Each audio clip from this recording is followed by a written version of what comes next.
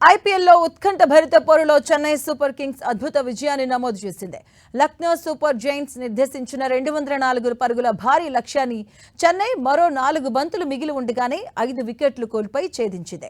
Chennai batter Urvil Patel విధ్వంసకర ఇన్నింగ్స్తో match స్వరూపాన్నే మార్చేశాడు. భారీ లక్ష్యంతో బరిలోకి దిగిన చెన్నైకి ఉర్విల్ పటేల్ కళ్ళు చెదిరే ఆరంభాన్నిచ్చాడు. కేవలం 13 బంతుల్లోనే అర్ధ సెంచరీ పూర్తి చేసుకున్న ఉర్విల్ మొత్తంగా 23 బంతుల్లో 65 పరుగులు చేసి స్టేడియాన్ని హోరెత్తించాడు. అతడికి తోడుగా కెప్టెన్ రుతురాజ్ గైక్వాడ్, సంజు శాంసన్, కార్తిక్ శర్మ తమ వంతు సహకారం అందించారు.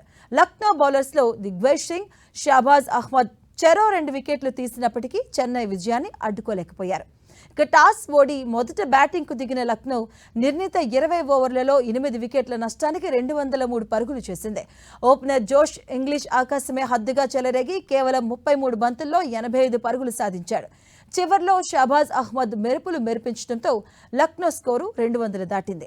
చెన్నై బౌలర్లలో జేమీ ఓవర్టన్ 3 వికెట్లతో లక్నో బ్యాటర్స్ను కట్టడి చేశాడు.